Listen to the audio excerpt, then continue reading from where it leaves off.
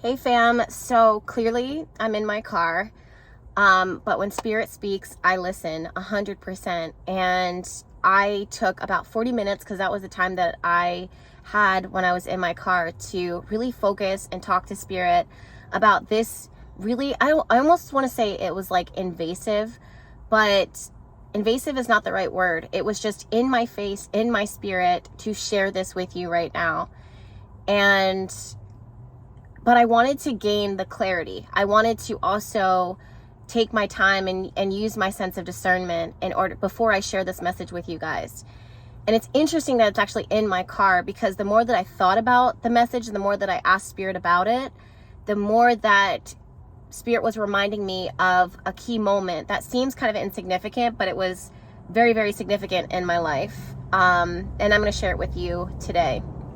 So the first thing that was clear was that Spirit, God, your ancestors, your guides wants you to be successful, period. Point blank, period. They want you to be successful. What does success look like? It's going to look different for every single person. Success for you is going to look different than your neighbor, than someone that you see on Instagram, someone that how your family has set up. Their success looks different than what success will look like for you. So having said that, the only person and the only thing that you should ever be consulting is the divine and the divine within you, because those things are connected. It's not lost on me that at this time that I'm filming, we had the Lionsgate portal. And for those of you guys that have hung out with me during Astro Chat Live, I talked about guarding your heart, protecting your heart, and making sure that you're not opening up to all the energies, especially when it comes to certain portals, because your heart is the center of your body, and it receives energy, it receives downloads, it receives clarity, it receives confirmation. It's a direct line of communication between you and Spirit through your crown chakra. So you want to be very careful and cautious about exactly what it is that you are taking in, what you are internalizing, what you are connecting with. Even if your intention is good, not everybody else has good intentions. Even though if they may look like you, the intention behind them may not match your intention, or it may not be a key, a constructive key towards your journey here on earth. So that was number one. However, Spirit, I don't know why my phone just cut off, but Spirit wants you to be successful. And the way to that success is through the divine, through consulting yourself, your higher self, and consulting Spirit, who will talk directly to you as far as this is the way to go or this is not the way to go. So there's this message about prioritizing Spirit's, I just heard entry into your life. So I guess this is Spirit telling you that they want to have more access to you, or the divine wants to have more access to you through, they want you to pursue the divine. They want you to pursue your angels and your guides, and the divine him or herself wants you to pursue that relationship even further, and it not be something that's on occasion. The other thing that was really, really clear to me, and this is actually what started it, this is what started the unraveling of this message, which I love. But the other thing that Spirit made so clear to me that I was talking directly to Spirit about was, like, not everything is for you, but there are certain things. There was this like emphasis, there's this message about trying on certain things before you find something that's right for you, before you find something that fits. And when you find something that fits, you'll know, because it feels comfortable. You can be yourself, you can feel safe. And there really is no other option. There really is no, like, you can even try on other things and it will not fit you like the thing that's meant to be for you will fit you. So not only will you know when you know, but anything else will know when it knows immediately. And you could try on and you can go the distance. You can go as far as you can, or you could try a million things and it will not fit you to the T. And it's not just like physical feeling. It'll be a spiritual feeling. It'll be an emotional feeling. It will not fit you like the thing that is destined for you.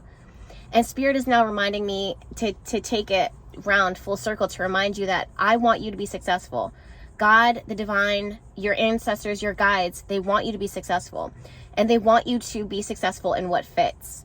They want you to be successful in what fits for you. And you cannot force a fit. You cannot, it's like trying to squeeze into a hoodie that's too tight. You can't get your head through it. If you fight to get your arms through it. And if you get your head and your arms through it, your belly busts out the bottom. So it's like, you know when it fits, and you know, for some of you guys, let's say you try on something too big and you're swimming in it. You know that it doesn't fit for you because you're not as comfortable as you could be. You may tolerate it. You may have been wired to tolerate it because it's something that you've gained. It's something that you could work really hard for. It was something that was given to you, or it was what was available to you at the time. But because Spirit wants you to be successful, and who is this right behind me? Because they want you to be successful, they're not going to allow you to sit in something that is not insignificant, but that isn't solid, that isn't stable, that isn't going to help you in the long haul, that isn't going to help you to, I don't know, there's like different things. So it could be to fulfill your purpose, or to have the right support, or to have the right healthy connections, or whatever the case is. So that was a big message. And then Spirit is telling me, I don't know why this specific message, why Spirit really wants me to share with you guys this very specific example within my life. And it's, again, funny that I'm in my car. Like, it's not lost on me, you know, the coincidence. It's not even a coincidence. It's just alignment, right? So it's funny that I'm in my car. You guys know I never film in my car. Before I bought this car, number one, I'm not really a car girl. I grew up in Philly. I want to say grew up in Philly. I spent the good portion of my chunk of my time in my life in Philadelphia. I lived in Center City, and you just don't drive a car in Center City. I mean, if you do, you're going to be paying out your ass for parking. You know, it's just a huge expense, and I definitely could not afford it at the time. So I had my car. When I had my car, I sold it, right? So it was, and then after that, I went to New Orleans, didn't need my car there because I was living in the French Quarter. And then from that, I moved to where I'm at right now. And here I need a car. So when I got here, I started shopping for a car. Now, my dad is a car guy. He loves cars. Because of his love for cars, the first car that he gave me, and because of my respect for him, because of the first car that he gave me, it was a Volkswagen Passat, a burgundy Volkswagen Passat. I was so grateful for that car. Not only because I needed it, but because it came from my father. Okay, last time, I'm sure that this video gets interrupted, but like, who knows? But what I was trying to say was the value of the car was greater than the car itself, and greater than the need for the car itself, because it represented something that had high value to me. So when it was time for me to, and that might be a message all by itself for someone, but when it was time for me to buy my second car, or to buy my second car, my circumstances were different, and I wanted to explore all of my options. So when I made my list to the universe of the things that it is that I wanted, I considered a Volkswagen, and I was really excited to go to the Volkswagen shop because I would be able to choose and see how Volkswagen had evolved over time. And I always believed I was a Volkswagen girl. So and then I also had like two other options that were on my radar of cars that it is that I wanted. So I go to this Volkswagen store first and foremost because it was closer, but also because I was excited. But I knew in my spirit that I was probably going to end up getting a Mini Cooper, which is clearly what I have now. I knew in my spirit that I was probably going to end up getting a Mini Cooper, but a part of me was hesitant to say yes to that because Volkswagen was what I was not raised on, but what my foundation was based upon, right? It was what was built on. It was what I was safe and comfortable with. So I go to the Volkswagen shop. I'm trying on the cars. This was like 2 years ago now at this point. So I go to the Volkswagen shop. I'm driving the car, and I already was not comfortable because I had not driven in like over 5 years.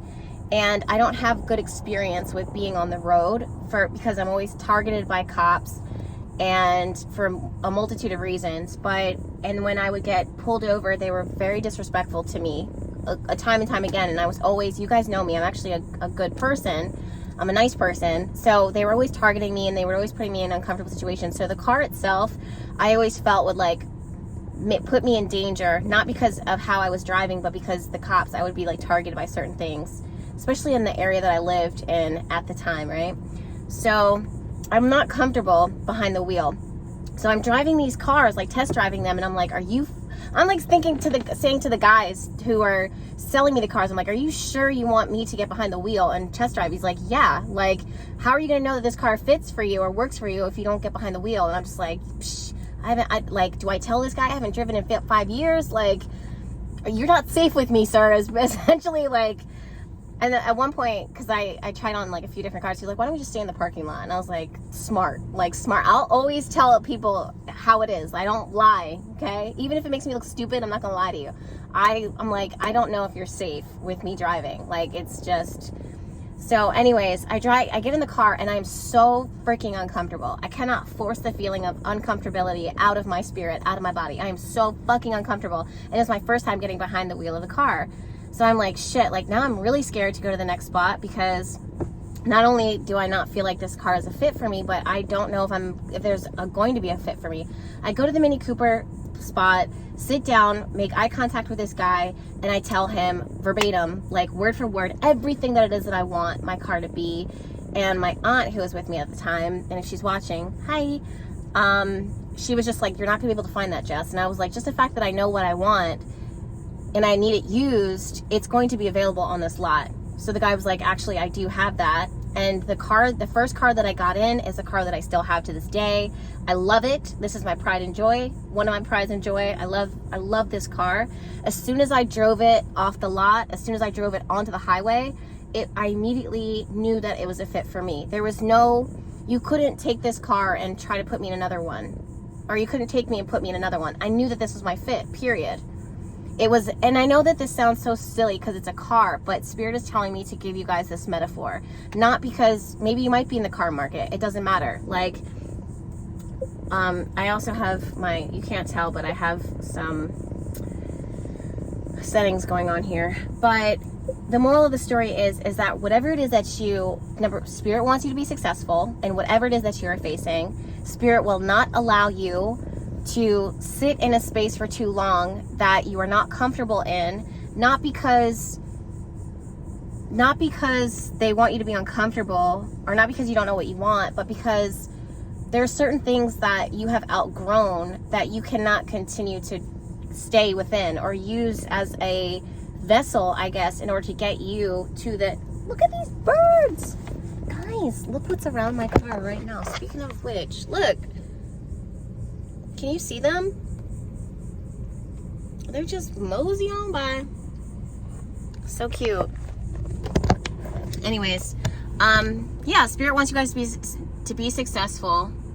You will get to that success. Everyone's success is different. And when you find what fits for you, because there is a fit for you, you will know when you know, and nothing can take it from you. It will be provided for. I maybe the reason why Spirit is telling me to sit in my car is because this is literally the actual manifestation, the physical, tangible manifestation of something that also I had to at one point outgrow, that I wasn't comfortable within sitting. I did not feel that I was experienced, and now I zip through this thing with this car as if I've been driving comfortably and safely my whole life. That sounds weird, but I'm just keeping it a buck with you guys. I'm keeping it 100. And the other thing, there was a very specific requirement if I was going to get this car, that even my aunt was like, Jess, you're not going to be able to get that. You're going to have to compromise on something. And I was like, yeah, so that's what I'm not going to do. I'm not compromising, period. I know it's not, my nose is itching like this because you guys know when I start channeling, it's like, it's confirmation. My nose just always itches or I yawn. And that was the thing. I was just like, I don't mean to be rude, but no, this is a requirement. I'm not driving off the lot and putting money into anything. I don't care if it's $500 or $100,000. Like, I'm not going to compromise on what it is that I want. If it's not what I want, it's not it. And I will wait. And I didn't have to wait. When I tell you guys this car, maybe that's why it's specifically, this car was literally waiting for me. It was the first car. I mean, it was the first car that I tried from Mini Cooper, but it was everything that it is that I wanted. And I have no regrets. I have no regrets for this car. I wouldn't trade this car in for the world unless it was like something I guess more amazing than this. I don't know. So there's a few layers of messages there that Spirit literally had me pull over on the side of the road. I don't want to tell you where I am, but I'm in a spot that, you know. But yeah, talk to Spirit about success. Talk to Spirit about what success looks like for you. And talk to Spirit about how you believe, what you would need to feel comfortable. Because some of you guys, there's this message about you're not lying to yourself. Sometimes you feel like you're lying to you don't want to lie to yourself because you don't want to say that you want something, but then you feel like you might not know what you want. The fact that you're even thinking that, the fact that that's where your mind is even thinking, shows you that you are moving with integrity and authenticity, and you do know what you want, because you're so worried that you're asking for the wrong thing. When you know in your spirit, like, you're asking for what you want right now. And literally as soon as you ask, or as soon as you talk to Spirit about what success will look like for you, it will show up and it'll be ready and you will drive off with it. So it's just funny again that I'm in my car, because this is it, guys. This is not a brand new car for me. Like, I mean, it's 2 years old, but it was just, and here it is. Like, it's tangible. You can put your hands on it. We're not lying here, right? So anyways, I love you guys. I hope this message resonates. I know it's a little choppy. It's not my usual thing. I don't actually mind filming in my car. I never do this. It's actually kind of a vibe. I kind of like it. All right, I'm sending you guys all my love. I'll see you later. Bye.